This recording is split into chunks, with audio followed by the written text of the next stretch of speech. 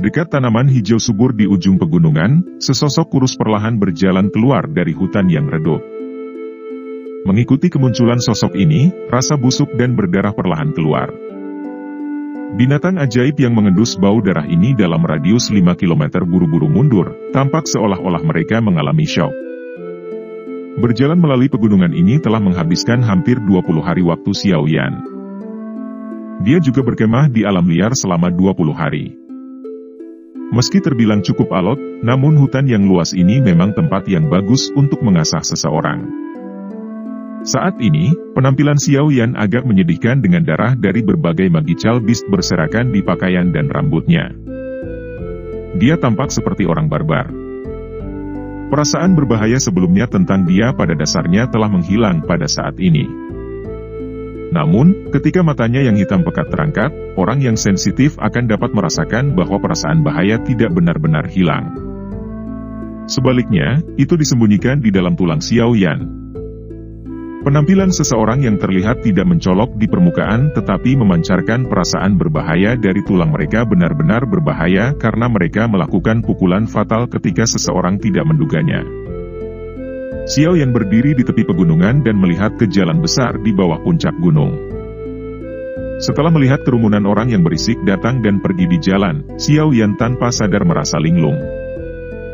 Pelatihan memang hal yang sepi dan membosankan.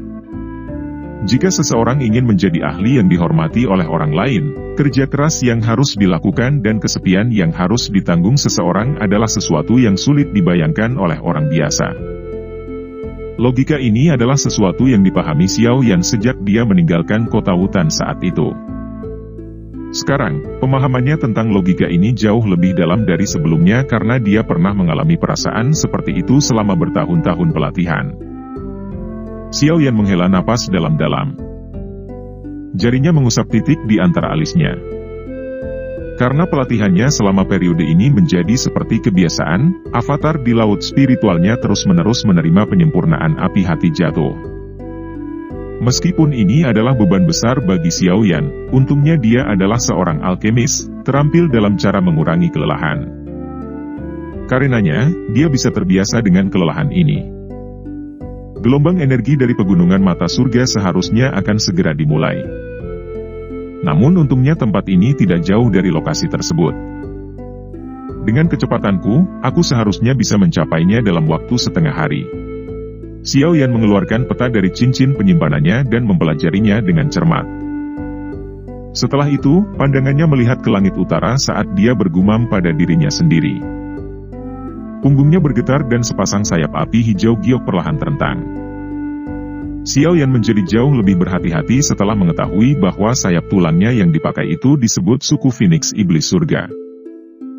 Kekuatan suku Phoenix Iblis Surga pasti lebih kuat dari pavilion petir angin.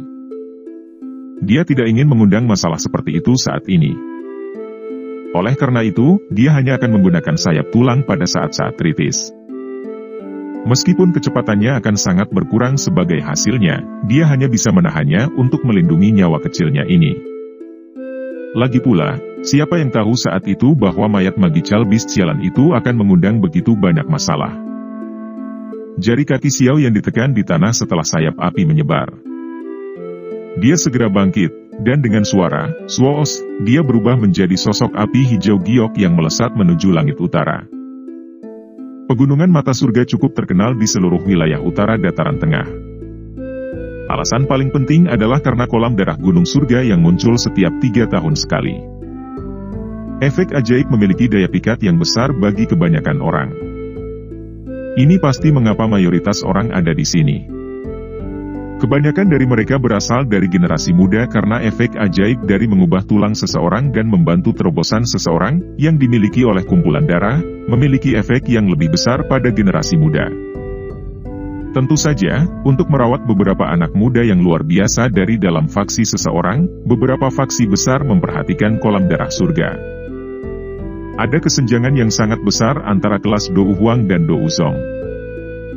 Di dataran tengah, seorang ahli Dou Huang memang bisa disebut orang yang kuat.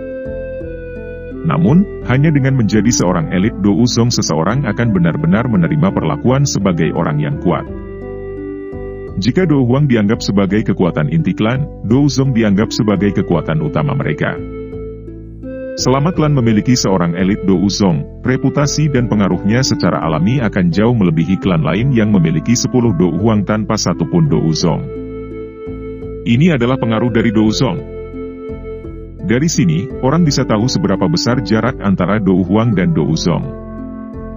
Tentu saja, jika klan memiliki Do Uzun, klan ini pasti akan menjadi satu dengan otoritas besar bahkan jika Do Uzun ini tidak pernah peduli dengan masalah di dalam klan. Bahkan faksi besar seperti Pavilion Petir Angin harus memperlakukan klan itu dengan sopan. Kelas Do Uzun dianggap ahli yang benar-benar top bahkan di wilayah dataran tengah. Di dalam Kekaisaran Jiama atau wilayah sudut hitam, seseorang dapat dianggap sebagai bagian dari faksi tingkat atas selama seseorang memiliki Do Huang atau Do Zong. Namun, faksi tingkat atas seperti itu hampir tidak dapat dianggap telah memasuki tingkat kedua di dataran tengah. Inilah celah di antara mereka. Adapun Do Sheng, faksi yang memiliki seorang ahli yang ada dalam legenda sudah dianggap sebagai eksistensi yang luar biasa. Perkelahian antara faksi biasa tampak seperti permainan anak-anak di mata mereka, di mata seorang elit Do Sheng, pertarungan seperti itu akan langsung runtuh dengan lambaian tangan. Tentu saja, level itu terlalu jauh dari Xiao Yan dan yang lainnya. Saat ini, pikiran Xiao Yan hanyalah membiarkan dirinya menerobos kelas Do Huang dan maju ke kelas Do Zong. Hanya dengan maju ke kelas Do Zong, Xiao Yan akan memiliki kualifikasi untuk bertemu Sun Er. Klan Gu misterius di belakangnya tidak ditempatkan dalam apa yang disebut satu aula, satu menara, 2 sekte, 3 lembah, 4 pavilion. Namun, Xiao Yan yakin bahwa klan Gu pasti memiliki kekuatan yang tidak lebih lemah dari Pil Tower atau Hall of Souls. Jika dia ingin berhasil mengambil Sun Er dari klan ini, dia harus mengeluarkan kekuatan yang menyebabkan mereka tidak dapat membantahnya. Prasyarat pertama ini adalah baginya untuk maju ke kelas Do Zong. Meskipun Xiao Yan saat ini adalah Do Huang bintang 9 dan kekuatannya telah meningkat dari 20 hari latihan keras di hutan, masih ada celah yang cukup besar untuk melepaskan diri dari kelas Do Huang. Bintang Do Huang 9 mungkin hanya memiliki jarak 1 bintang dengan Do Zong, tetapi bintang yang satu ini cukup untuk menyebabkan tak terhitung banyaknya individu luar biasa berhenti di level ini selamanya, sampai mereka mati. Itulah mengapa efek ajaib dari pegunungan kolam darah surga, yang membantu terobosan seseorang, diperbesar tanpa henti.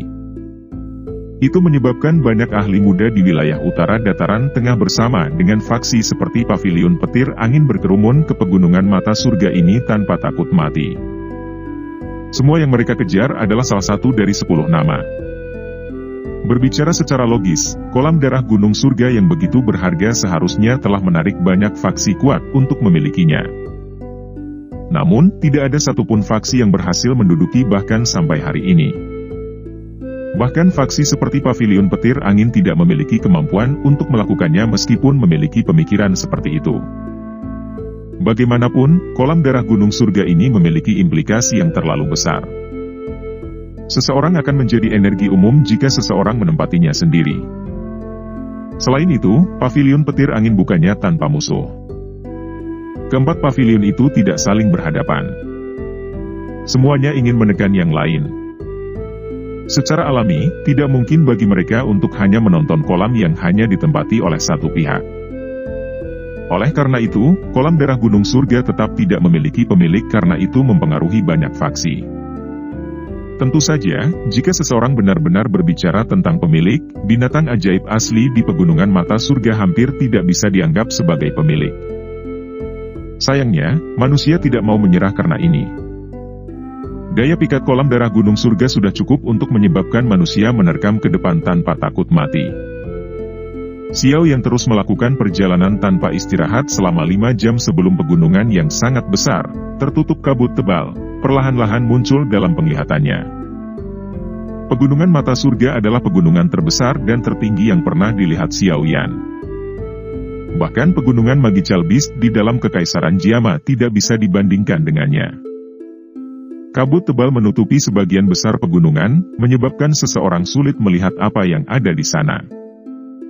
Selain itu, kabut sepertinya mengandung energi yang sangat kuat. Bahkan Xiao Yan tanpa sadar merasakan hatinya menjadi khawatir di bawah energi dalam jumlah besar ini. Pantas saja tidak ada yang berani terbang dari langit. Rute di langit adalah jalan buntu. Xiao Yan berdiri tinggi di udara dan menatap titik masuk pegunungan di bawah. Kepalanya tanpa sadar berubah sedikit mati rasa ketika dia melihat lautan hitam pekat orang-orang di bawah. Meskipun Xiao Yan tahu bahwa daya pikat dari kolam darah gunung surga ini pasti cukup hebat, dia masih merasa terkejut saat melihat lautan manusia yang begitu besar. Tingkat kesulitan mendapatkan 10 titik menyedihkan dari orang-orang ini sungguh luar biasa. Xiao Yan tertawa getir. Dia memilih tempat sepi sebelum mendarat. Setelah itu, dia melompat menuruni puncak gunung dan muncul di puncak pohon di pegunungan mata surga dalam beberapa kilatan. Tatapannya menyapu dan menemukan bahwa cukup banyak orang yang duduk bersila di puncak pohon di sekelilingnya. Pegunungan mata surga tertutup awan sepanjang tahun. Selain itu, ada banyak magical beast yang kuat di dalamnya. Makanya, hanya ada 3 titik masuk yang aman. Lokasi di mana Xiao Yan berada adalah salah satunya. Namun, pintu masuk itu ditempati oleh lautan manusia. Xiao Yan menghela nafas di hadapan pemandangan yang luas ini ketika teriakan burung bangau yang jelas dan keras tiba-tiba bergema dari langit yang jauh. Segera, itu menarik semua pandangan di sekitarnya. Mata Xiao Yan juga melihat ke atas. Dia bisa melihat bangau besar warna-warni mengepakkan sayapnya saat terbang dengan cepat menuju pegunungan mata surga. Sinar matahari mendarat di bulu warna-warni, memantulkan kilau cemerlang yang luar biasa indah. 7 bangau jiwa berwarna. Bukankah ini perjalanan Nona Feng dari pavilion petir angin? Banyak suara kaget segera terdengar ketika semua orang melihat derek besar berwarna-warni. Xiao Yan terkejut saat mendengar ini. Dia segera mengerutkan kening. Itu adalah pavilion petir angin lagi. Burung bangau besar berwarna-warni mengepakkan sayapnya. Dalam sekejap mata, itu membawa angin liar saat muncul di sekitar pegunungan mata surga. Dalam sekejap, hampir semua tatapan mereka yang hadir beralih ke langit tanpa persetujuan sebelumnya. Nama Nona Feng dari pavilion petir angin cukup terkenal di wilayah utara dataran tengah. Banyak orang tahu bahwa bakat pelatihan wanita ini luar biasa, dan dia telah diambil sebagai murid terakhir dari kepala pavilion timur dari pavilion petir angin. Dikabarkan bahwa dia memiliki peluang tertinggi untuk menjadi kepala pavilion timur di antara generasi muda. Kekuatan pavilion petir angin dapat dianggap di antara yang teratas bahkan di dataran tengah. Siapapun yang bisa mengendalikan faksi pasti akan mendapati status mereka melonjak. Selain itu, cukup banyak orang yang tanpa sadar merasa iri pada Nona Feng ini. Tingkat seperti itu adalah sesuatu yang orang biasa akan kesulitan capai bahkan jika seseorang bekerja keras sepanjang hidup mereka. Xiao Yan juga duduk bersila di puncak pohon. Matanya menyipit saat dia menatap burung bangau besar berwarna-warni di langit dari kejauhan. Dia samar-samar bisa melihat sosok yang halus dan bergerak di kepala bangau. Aku ingin tahu apakah Fei Tian itu mengikuti mereka. Jika orang tua itu juga datang, akan ada masalah kali ini. Mata Xiao Yan perlahan menyapu derek warna-warni yang sangat besar saat dia bergumam pada dirinya sendiri di dalam hatinya. Bangau warna-warni yang sangat besar itu secara bertahap turun dari langit sementara Xiao Yan bergumam. Akhirnya, ia berhenti di suatu tempat 100 meter dari tanah. Dengan penglihatan Xiao Yan, dia jelas bisa melihat semuanya dari jarak ini. Hal pertama yang tercetak di matanya adalah sosok bergerak dengan gaun berkibar, berdiri di atas kepala bangau. Wanita ini mengenakan gaun warna-warni, dan sepertinya memancarkan aura orang terhormat dalam sekejap. Wajahnya agak kurus dan berbentuk oval. Ini, bersama dengan matanya yang berwarna coklat keunguan seperti permata, menyebabkan Nona Feng ini tampak seperti putri sebuah kerajaan, terlihat cantik dan suci. Dia tidak cocok dengan adegan yang dipenuhi orang. Namun, satu-satunya ketidaksempurnaan dari kesucian ini adalah ketidakpedulian sedingin es yang membuat seseorang menjaga jarak, memberinya perasaan tidak dapat didekati. Namun, batu giok harus memiliki beberapa kekurangan untuk menunjukkan betapa berharganya. Ketidakpedulian yang dingin ini tidak menyebabkan Nona Feng kehilangan poin atas penampilannya. sikap dan kecantikannya sama-sama berkualitas tinggi. Bahkan Xiao Yan dengan lembut memuji mereka di dalam hatinya. Namun, segera setelah itu, tatapannya dengan cepat beralih dan berhenti pada dua sosok tua di belakang wanita itu. Kedua sosok tua ini tampak seolah-olah akan jatuh dari angin sepoi-sepoi. Namun, ekspresi Xiao Yan menjadi jauh lebih serius saat tatapannya menyapu keduanya. Meskipun keduanya tidak bisa dibandingkan dengan Fei Tian, mereka lebih kuat dari tiga sesepuh dari pavilion petir angin yang telah menyerangnya bersama saat itu. Kekuatan mereka tampaknya setidaknya dari bintang 6 Douzong. Tatapan Xiao Yan membawa kesungguhan saat menyapu dua sosok tua itu. Dia perlahan mengembuskan nafas di dalam hatinya. Beruntung mereka bukan iblis tua Fei Tian. Meskipun dua bintang Douzong 6 sulit untuk dihadapi, Xiao Yan masih lebih suka memilih mereka daripada Fei Tian. Bagaimanapun, Xiao Yan harus mengandalkan keberuntungan dan kecerdasan untuk melarikan diri dari tangan iblis tua itu, yang memiliki kekuatan luar biasa dan sangat cepat. Apakah itu Nona Feng dari pavilion petir angin? Dia benar-benar sesuai dengan reputasinya, dan memiliki kebangsawanan yang mirip dengan burung phoenix. Tanpa diduga, bahkan dia telah tertarik dengan kolam darah gunung surga ini. Sepertinya dia akan termasuk di antara 10 nama kali ini. Hei, itu belum pasti. Ada sejumlah bakat dan ahli tersembunyi yang tidak diketahui di dataran tengah. Seseorang tidak bisa begitu saja mengandalkan penampilan luar dan latar belakangnya untuk mendapatkan 10 titik itu. Jika orang yang terlalu kuat akan masuk, orang itu pasti akan membangkitkan gelombang energi. Pada saat itu, dia hanya mencari kesulitan. Oleh karena itu, satu-satunya jalan yang benar adalah mengandalkan kekuatan seseorang di dalam pegunungan mata surga ini. Pada saat itu, penjaga yang kuat dalam sekte itu tidak banyak berguna. Sebuah pikiran terlintas di benak Xiao Yan saat dia mendengar percakapan pribadi di sekitarnya. Dengan kata lain, pegunungan mata surga dapat membatasi orang kuat untuk masuk. Oleh karena itu, kemungkinan Fei Tian tidak akan bisa masuk karena kekuatannya. Xiao Yan benar-benar meletakkan kekhawatiran di dalam hatinya ketika dia memikirkan hal ini. Dia memang sangat takut pada iblis tua itu. Namun, mengingat penglihatan saya tidak dapat melihat kekuatan yang tepat dari Nona Feng ini. Sepertinya dia memiliki beberapa benda misterius yang menyembunyikan auranya. Meski demikian, saya tidak takut padanya. Selama dia tidak datang dan menemukan masalah denganku, aku juga akan terlalu malas untuk mencari masalah dengannya. Xiao Yan perlahan menarik matanya sambil bergumam pelan. Xiao Yan menarik matanya dan mengarahkannya ke pintu masuk pegunungan mata surga.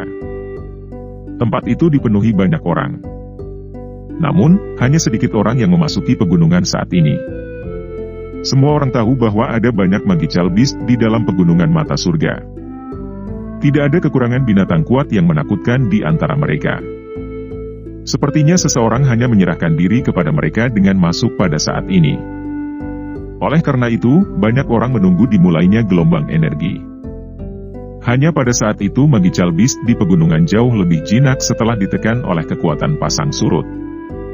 Waktu itu akan menjadi momen teraman untuk memasuki pegunungan. Kemungkinan gelombang energi akan dimulai dalam beberapa hari mendatang. Pada saat itu, jumlah orang yang berkerumun di pegunungan akan mencapai jumlah yang menakutkan. Namun, tidak ada yang tahu berapa banyak orang yang akan berhasil mencapai kolam darah gunung surga. Untuk saat ini, yang bisa saya lakukan hanyalah menunggu dengan tenang. Xiao Yan menghela nafas pelan di dalam hatinya. Dia sekali lagi menarik pandangannya, menutup matanya, dan memulihkan diri. Penatua MU, apakah ada orang dari 3 pavilion lainnya yang telah datang ke pegunungan mata surga? Wanita berpakaian warna-warni di atas derek besar menyapu matanya dengan acuh tak acuh pada orang-orang di bawah. Setelah itu, dia membuka mulutnya dan mengajukan pertanyaan. Suaranya jelas, tapi sedikit menunjukkan ketidakpedulian yang dingin. Hehe, bagaimana mungkin mereka tidak datang?